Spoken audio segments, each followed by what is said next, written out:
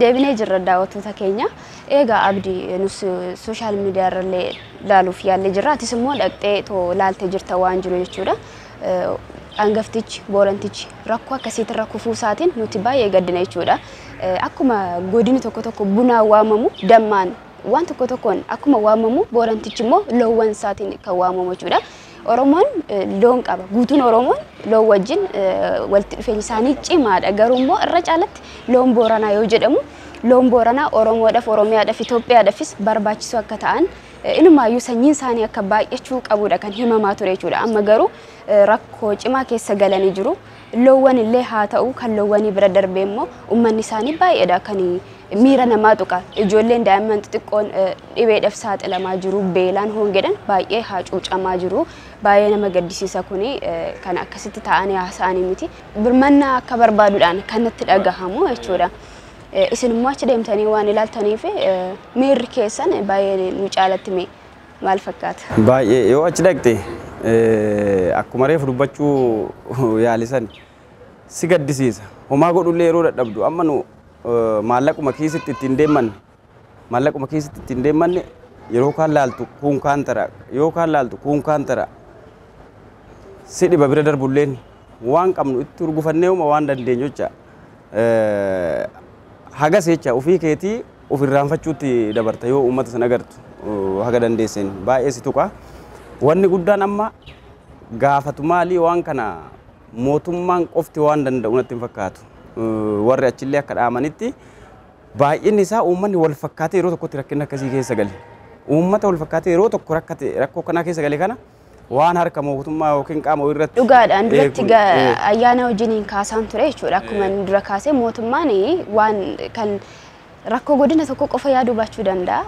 Rakkoon biraas jiraachuu danda'a. Garuu nuti immoo horii Booranaatu dhumaa jira. Kun seenaadha waan ta'eef seenaa wantoonni akkasii ni mudatu biyya tokko keessatti. Garuu immoo akkamitti namni hundumtuu waan irraa eegamu yoo namni maanarraa maal eegama akka dhuunfaa kootti maaltu narraa eegama jennee yoo hojjenne qoshii kana furmaata argachuu fi dandeenyee yaada. Garuu akka dhaabbata tokko qaama tokko eegna taanaan garuu waan rakkoon kun waan furamu natti fakkaatu waan akka kootti. Deeggarsi akkamitti qaqqabaa jirame jechuun uummanni maal jedha uummata wal ga'aa jira deeggarsa kana jechuun hangi isaayyuu xiqqaatuyyuu hamti xiqqaatee bira gahu kun immoo hin qaqqabaa uummata rakkate hundasaa. Dhaqqabaan jiru akkas danda'anii tokkoffaa deeggarsi ga'u kun bakka dhaqqabu qaba. Bal'inaa fi daangatti uummanni kun hundi rakkoo keessa jiraachuu isaatiin baay'ee hanqata. Ammayyuu maal irratti eegamaa jira wanni barame tokko dirqamni kanaa huma mootummaa fi maal kana qofarra jiru akkasitti kuni waan harka akkanaatiin kabar ta'uu danda'u miti. Amma gadhaqee ilaaletti guutuu dirmannaa ilma namaa gaafata. Guutuu dirmannaa Oromoo qofaayyuu miti. Nu bira darbee bara warri faranjii NGO'wwan achitti dirmatanii uummata kana gargaarutti himanii jiru. Asumatti wal ollaadha maal keessa akka jiran wal quba qabna. Otoo haala kana keessatti waan amma utuma waan qabu mootummaan itti xiyyeeffatee danda'ee waan wal ga'u miti. Uummanni ammaaf garuu tooftan isaan fayyadaman maali bareeda.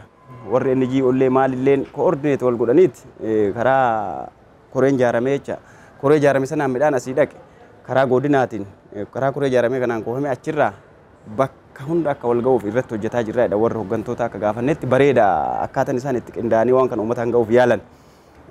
Qubsuma amma dubluqitti argine kanallee akkasitti uummata walitti qabuun gaarii akka hin taane kallattii kaa'amee sababa isaatiin wajjin yoo nutti himan sunillee waan sirriidha. Uummanni gargaarsatti dhufuu odoo hin ta'in gargaarsi uummatatti dhaquu qabaa isa dhime san cimee itti xiyyeeffatame yoo godhame hin danda'ama. Uummanni keenya immoo uummanumti ilmumti nama kun waan ilmi namaa godhuu qabu jecha ebaluu abbaa kanaa warra amantii kanaa maalii kana odoo hin ta'in ilma akka ilma namaatti miidhamni kun kan ga'e waan ta'eef dirmannaa ilma namaa guutuu gaafata. Booranni rakkoon inni keessa jiru gargaarsi ammaaf kan warri NGO dhaqqabsiisu baay'ee fagaatee dhaqqabaa jira waan gaarii. Baadiyyaa akka reefu maqaa dha'isan keessatti meeshaalee kennamaa jiran san irratti maqaa isaa waan dubbifnee arginuuf NGO'wwan kana dhaqqabsiisuu danda'an fi qaamni mootummaa isaa wajjin qindaa'ee waan kana haga achitti geessuu danda'e baay'ee deemanii jiru jechisiisa. Silaa naannoo magaalaa kanatti dirqamuma irraa eeggamtu irra buusanii kanuma miidiyaatti argisiisanii wal ga'anii deebi'uu hin danda'ama. Garuu hagas achi fagaannee achitti san arguun abdii wayii natti agarsiise hin deemaa jiru baay'ee fagaatanii dhaqqabaa jiru kan natti agarsiise garuu hin hanqata ga'aa miti kana isaan illee himaa jiru. wannumti dhiyaatu uummata kana waliin ga'u ammaaf wanni nu harka ga'ee fi wanni harkaa qabnu jedhanii jiru. Kanumaan immoo gargaarsaan uummata kana horachuun haga yoomiitti ammallee meetirooloojiin akka agarsiisu nuun jedhe itti aanaa bulchaa dubbisne jechaadha Aab Abdusalaam Waariyoo. Bara kanallee tilmaamni warri meetirooloojii kenne si sodaachisaa jedhe. Wanni kun dheerachuu danda'a. Haalli qilleensaa amma qoratameen santu mul'isee jedhee kuni baay'ee waan nama sodaachiseef uummata kana amma gargaarsa qofa irratti xiyyeeffachuu odoo hin ta'in akkamitti rakkoo kanarraa gara biritti ijoollee isaanii yoo xiqqaate gara carraa hojii uumanii hojii biratti galchuu gara industirii magaalaa kanatti maalii madaqsu kanarratti immoo karoora cimaa qabannee itti dadhabuu qabnee xiyyeeffannee waan gaarii jabaadhaa jedhaan anillee jaalladhee jira yaada sanii kana fakkaata gabaabinumatti. Dur gaafa Boorana deemtu bitaa mirgaa wanti argitu loon re'ee kana baay'atanii oofaman yookaan tifkaman argita. Mee qabatamaadhaan har'a gaafa dhachitan akka durii sana arguun akka hin danda'amne beekamaadha. Garuu immoo loon mul'atu iyyuu re'een hoolaan jiru qaamni isaanii maal fakkaata hammi jirtu mee akkamitti ilaaltan? Galatoom kuni waan achittuu Booranni akka mataa mataan nu dubbisnu nutti haasa'u. Duraa yoo Boorana dhuftanii achi kaatanii hanga Yaabeellootti yoo dhuftan yoommoo aanaa dhaqnu Yaabeelloo kaatanii haga asitti yoo dhuftan maal laalaa deemtu nuun jedhan. Loon miti bitaa mirgatti qalaalaa deemtan loon Booranaa ilaalaa deemtu miti gaala ilaalaa deemtu miti re'oota hoolaa ilaalaa deemtu miti kana argitanii har'a yoo dhuftan nuun jedhan. Akkuma ammatee itti kana jechaadha ati Boorana kana baay'ee itti deddeebisitti fakkaate akkuma bifti kee gaafii kee kan amma isaan kanumaan deebii nuu kennu gabaaba amma hoo yoo nuun jedhan deebii gahaa argan. Waa tokko argitu kan argitullee immoo sitti hin tolu baay'ee garaas nyaata horii dadhabee deemuu dadhabee miila duraa fi boodaa wal jala kaasuu dadhabee tiratu kan ejjisee argaa kanumti argitu sunu sitti hin bareedu sitti hin tolu horii Booranaa bareedaa ati ilaaltu san kan foon isaa filatamaa aanan isaa filatamaa sun har'a ijaan argaafu horii sitti hin tolle karaa irratti darbee isheedhuma bishaan obaasu mana gabbaasanii kan cidiidhaan manatti sooran mana gabbaasanii yeroo eela obaasuuf oofan agartu sunu hin jiru iyyuu darbee kan sitti dhuftu ishee akkasiiti kan iji sin ilaallecha. Galatoomii Abdii kanumaan si geggeessina egaa qophii baay'ee akka hojjettee dhufte abdiin qaba baay'ee naan immoo wanta hojjettee dhufte hojjettee akkati daawwattoota keenya biraan geessu nan abdadha kanaaf daawwattoonni keenya illee akka isaanii eeganii daawwatan affeera. Qophii gabaabaa tokko jira dookimenterii gabaabduu kanaan dura hojjenne bishaan irratti jechuudha bishaan Booranaa irratti Booranni bishaaniif hiika akkamii kenna.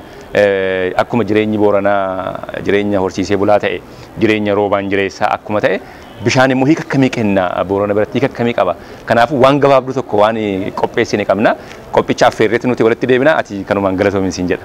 Tole galatoomaa warri kun immoo karaa televezyiinii OBS'n karaa argaa dhageettiitiin akkasumas qophiilee garaagaraatiin waan Boorana keessa deemnee argine televezyiinii OBS irraa nu eeggadhaa hundasaa isin biraan geenyaa wal duraa duubanii warri dhangaa haala kanaan dhimma uummata keenya irratti dura aantanii akkuma nu as geenyeen qilleensa irratti qabbu gootanii asitti yaada kana uummata biraan ga'uu yaaluu keessaniif baay'ee ulfaadhaa galatoomaa uummanni keenyalleen adaraa uummata Booranaa quba qabaadhaa bakka jirtanii waa'ee loonii haasa'uu miti waa'ee lubbuu uummata Booranaa dubbadhaa wanni argine baay'ee nama yaaddessa nama gaddisiisa wal bira haa dhaabannu innaa dhangaa jaalalaa fi milkii isinii haa ta'u nagaatti.